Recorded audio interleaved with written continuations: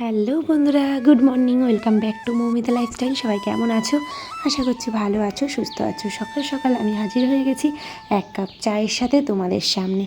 তো I hope আজকের ব্লগটা তোমাদের একটু হলেও ভালো লাগতে চলেছে। যদি তোমাদের ভালো লেগে থাকে তাহলে প্লিজ একটা লাইক আর কমেন্ট করে আমার ব্লগটা দেখতে শুরু করো। তো আজকে অনেকটা সকাল সকাল আমি রান্নাঘরে চলে এসেছি আর রান্নাবান্নাও স্টার্ট করে দিয়েছি, কারণ আজকে হাতে একটুখানি সময় নিয়ে রান্নাঘরটা কিন্তু আমি সুন্দরভাবে ক্লিন করে নেব। তো সেই জন্যই ভাবলাম যে যাই হোক সকাল সকাল রান্নাবান্নাটা করে নিই। তো সকালবেলায় এক কাপ চা খেয়েই কিন্তু আমি রান্না শুরু করে দিয়েছিলাম। আর আজকে করব চিকেন। তো চিকেনটাকে ভালো করে ধুয়ে পরিষ্কার করে নিয়েছি। আর চিকেনের মধ্যে আজকে সমস্ত মশলাগুলো দিয়ে একেবারে ম্যারিনেট করে রাখবো। তো দেখতেই পাচ্ছ চিকেনের মধ্যে কিন্তু একে একে আমি লবণ, হলুদ, মশলা যেটা করে রেখেছিলাম, আদা, পেঁয়াজ, রসুন আর কাঁচা লঙ্কা, শুকনো লঙ্কার পেস্ট সব কিছুই আমি একসাথে দিয়ে দিলাম। তারপরে আমি এর মধ্যে বেশ খানিকটা তেল দিয়ে দেবো, কিছুটা টমেটো দিয়ে দেবো, দিয়ে এটা ভালো করে মাখিয়ে রেখে দেবো। আর ওদিকে আমি করে নিয়েছিলাম ডাল। তো আমি ভাতটা পরে করব, যেহেতু চিকেনটার সঙ্গে ভাত যদি গরম গরম হয় খেতে কিন্তু বেশ খানিকটা ভালো লাগে। তো সেই জন্য যখন আমি ক্লিন করব এক সাইডে ভাতটা বসিয়ে দেবো, যেহেতু ভাতটা গরম থাকবে, কারণ দুপুরবেলা খেতে খেতে বেশ খানিকটা লেট হয় আমাদের, প্রায় 2 কি 2:30 বেজে যায়। তো সেই জন্যই ভাতটা ভেবেছি পরে করব। আর এদিকে দেখতেই পাচ্ছ এই যে চিকেনটাকে সুন্দরভাবে ম্যারিনেট করে নিচ্ছি। সকালবেলায় হালকা কিছু ব্রেকফাস্ট বানিয়েছিলাম আজকে, যেটা তোমাদের সাথে আমার আর শেয়ার করা হয়নি, কারণ আজকে সকালবেলায় বানিয়েছিলাম রুটি আর ডিম অমলেট। তো রুটি আর ডিম অমলেট খেয়েই ছেলে মেয়ে চলে গেছিলো স্কুলে। আর আমি সকালবেলা তেমনভাবে কিছু খাইনি, ওই তোমাদের সাথে যেটুকুনি শেয়ার করলাম, শুধু চা।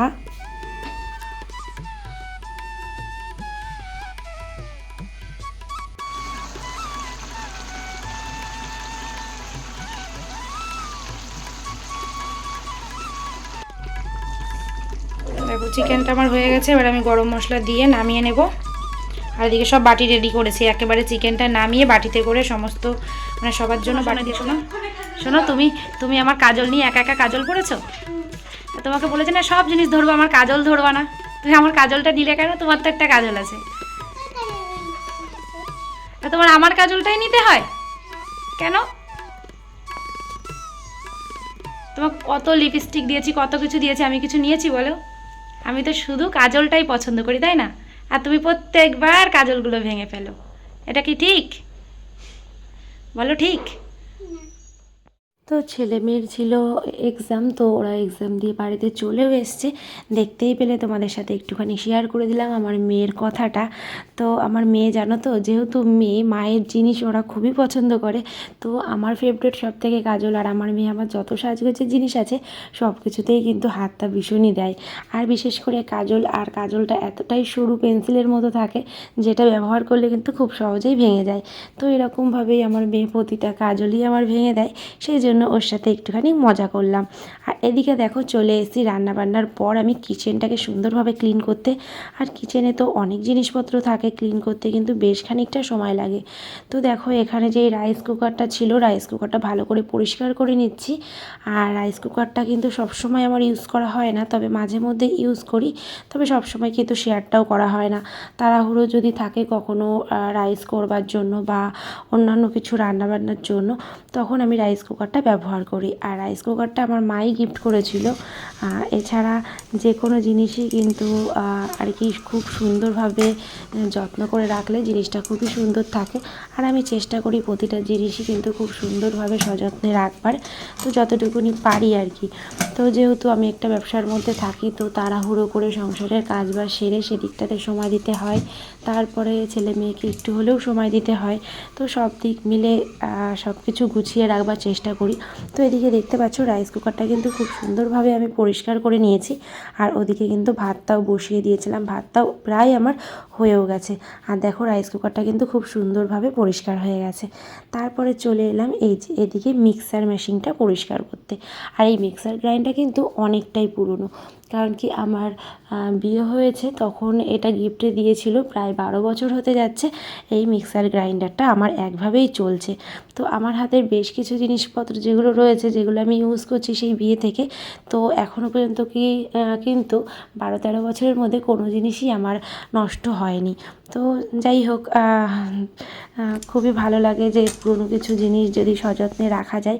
তো দেখো এই যে আমার কিন্তু সমস্ত কিছু পরিষ্কার করা হয়ে গেছে, আর এখন চলে এসেছিলাম এই যে বেসিনটাকে পরিষ্কার করতে। আর বেসিন কিন্তু রোজ দিনই 2 থেকে 4 বার বেসিনটা মাজা হয়, কারণ যতবার বেসিনে কাজ করা হয় ততবার বেসিনটা মাজা হয়। আর যেহেতু কলের জলটা এত পরিমাণ আয়রন, তো বেসিনটা কিন্তু অনেকটাই আয়রন হয়ে যায়, তো হলুদ হলুদ দেখতে হয়ে যায়, দেখতেও ভীষণই খারাপ লাগে।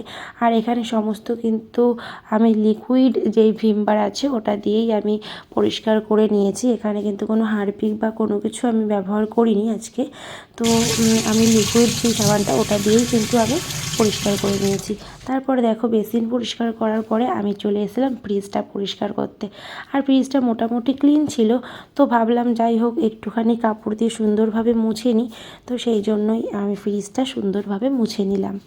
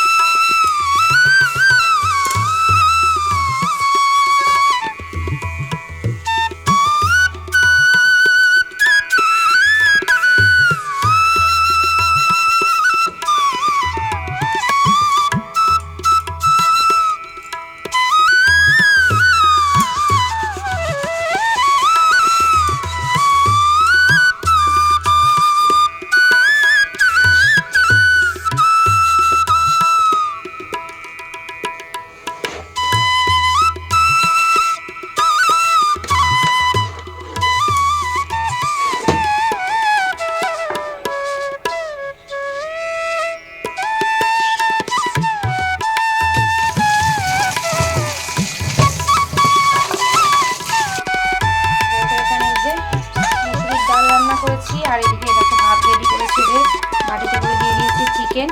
স্যান্ডউইচ শুভমিতার সবাই ভাত বাড়া হয়ে গেছে। আর এখানে দিয়েছি লেবু আর শসা আর হচ্ছে গাজর। পেঁয়াজটা এখনো কাটিনি, কারণ ওরা পেঁয়াজটা তেমন খায় না, সেই জন্য।